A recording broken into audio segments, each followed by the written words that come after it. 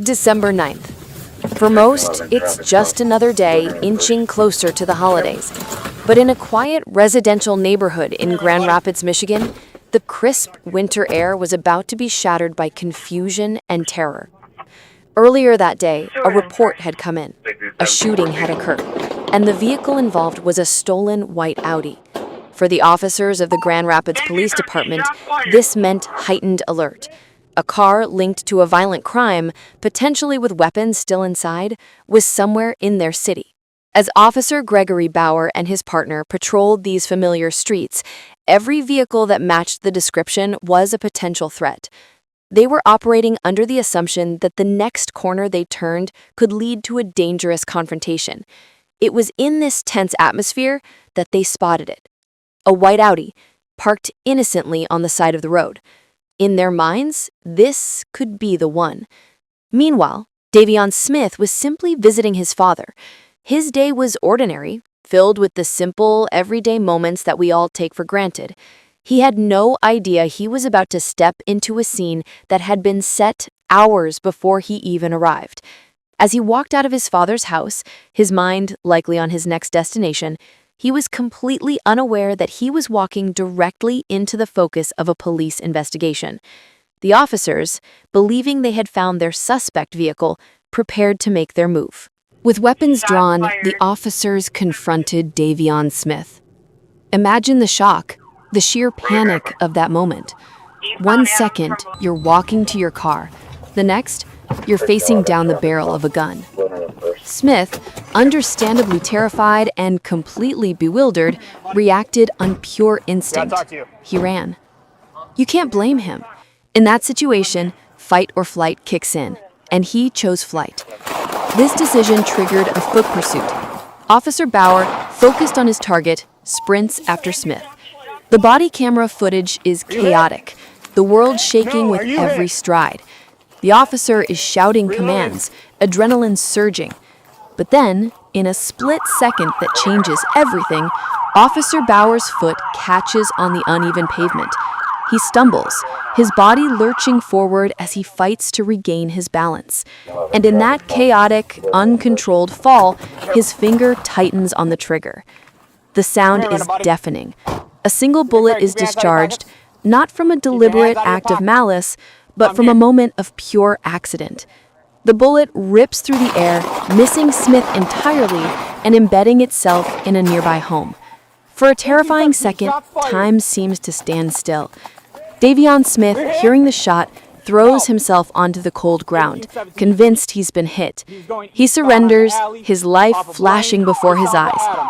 It's only then that the officer's voice cuts through the ringing in his ears, an admission of the horrifying mistake. That was me. I tripped. This wasn't just a story about one man and one officer. The incident placed the entire Grand Rapids Police Department under a microscope.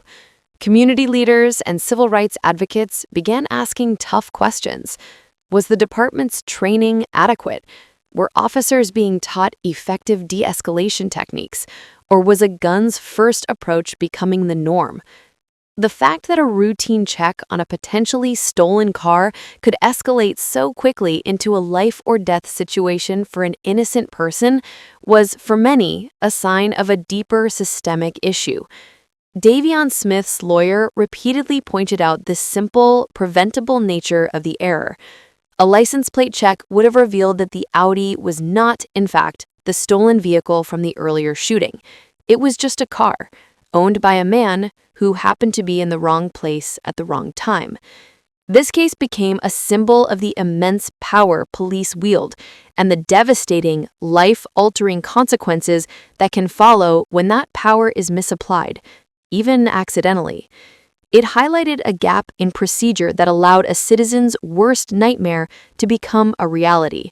The troubling events involving Daevionne Smith did not occur in isolation. Just a few years later, the city of Grand Rapids would once again find itself at the center of a national conversation about police use of force. In April 2022, a traffic stop turned fatal when Officer Christopher Shore shot and killed Patrick Lyoya, a 26-year-old refugee from the Democratic Republic of Congo. Body camera footage showed a struggle between the two, culminating in the officer shooting Layoya in the back of the head while he was face down on the ground. It's just heartbreaking. Two completely different situations, but both raise serious questions. Officer Short was charged with second-degree murder, a far more serious charge than the one Officer Bauer faced. His trial, however, ended in a hung jury, a mistrial that left the community divided and a family without justice. While the specifics of the Smith and Layoya cases are different, they paint a concerning picture when viewed together. They show a pattern of high-stakes, violent encounters between the Grand Rapids police and the public, particularly Black men. These incidents erode public trust and leave a community feeling unsafe in the presence of those sworn to protect them. They are not just isolated news stories. They are deep wounds in the fabric of a city. Daevionne Smith's story is a stark and powerful cautionary tale. It is a testament to how quickly an ordinary day can turn into a living nightmare, all because of a mistake. While a bullet did not find its mark, the trauma of the event did. This incident forces us to confront an uncomfortable truth, that even without intent, the consequences of a flawed system can be devastating. It compels us to demand more training, more accountability, and more procedures that prioritize de-escalation over confrontation. Because the safety of our communities depends not on the absence of mistakes, but on building a system that prevents them from happening in the first place.